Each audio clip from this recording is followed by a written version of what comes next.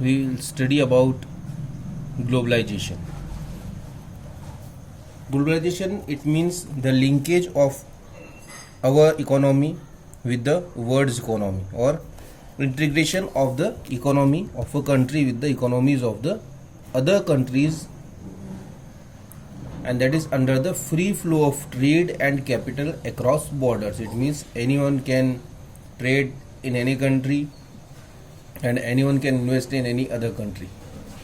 So globalization may be defined as a process associated with increasing openness.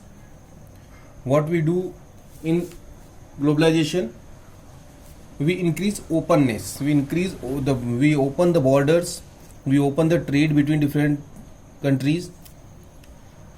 Then growing economic interdependence, countries became interdependent economically, and deepening economic integration in the world economy. So by these two steps, the economic integration deepens in the world economy, so that every country remains dependent on each other, and that is why the countries don't go against each other, because their economic benefits are merged with each other. Economic reforms aim to integrating the Indian economy with global economy. If we talk in the Indian context, the integration of Indian economy with the global economy is called was the aim of Indian economic reforms. As a result, there will be unrestricted flow of goods and services, technology and expertise between India and rest of the world. Earlier, what we were doing, we were not allowing foreign countries to come in India and trade freely. They were allowed to trade, but very strictly. There were a lot of restrictions in that. But now everything would go with a flow,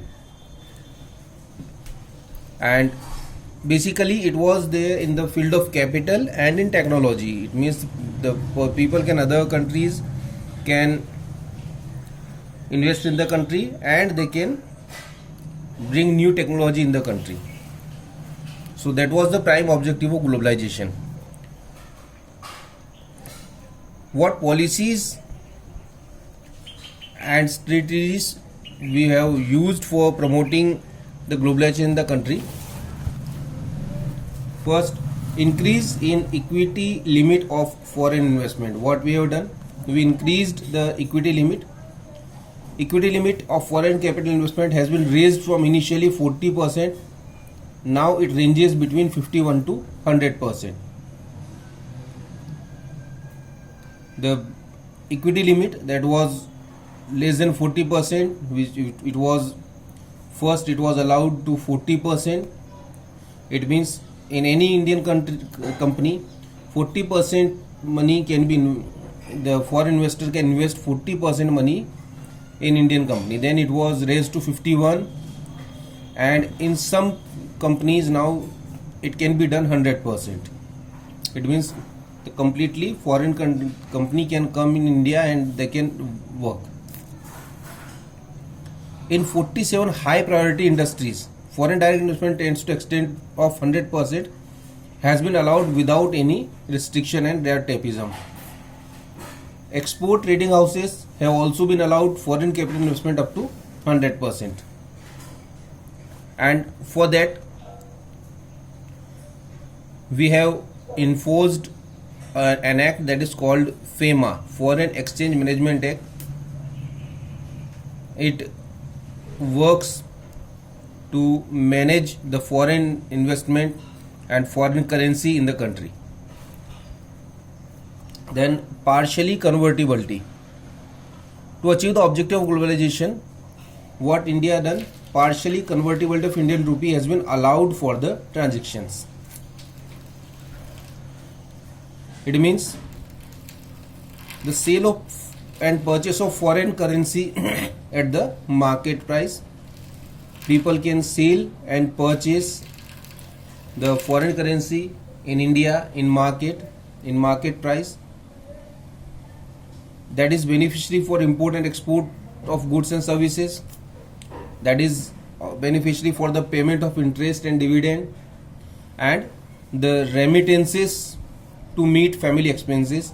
The people who are sending money from foreign countries, they send money in their currency, and people can convert that currency in Indian currency in India. Then long-term trade policy. In conformity with the economic reforms, foreign trade policy is enforced for a longer duration. It means for 5 years. Then reduction in tariff. What we done? We reduced the tariff system in India. In many sectors, we have withdrawn the tariff completely, so that the companies from other country also can come and work in India. Withdrawal of quantitative restrictions. Since 2001, the quantitative restrictions on all imports items have been totally withdrawn. This is in conformity with the India's commitment to the WTO, World Trade Organization. What is WTO and how it works? It is, you can study about the WTO. Now, if we talk about the LPG policies, what are the benefits of LPG policies and what are the losses? What are its merit? Earlier, we were going with the policy of LQP, licensing, quota and permits. Now we have changed it to LPG, liberalization, privatization, globalization. So how this NEP worked in India? The merits of LPG policies. Vibrant economy. Indian economy became a vibrant economy due to these LPG policies. Vibrant, it means a blooming economy, an economy which is growing with a great speed. Stimulation to industrial production. It increased the industrial production, especially in the IT sector.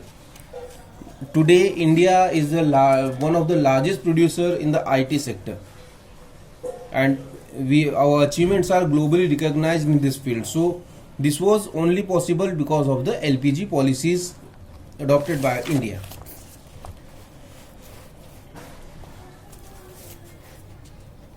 A check on fiscal deficit. Because the foreign currency started coming to India, our fiscal deficit, which was as high as 8.5% of GDP, now it is around 3.5% of GDP, and the government is now planning it to take it to 2% of GDP.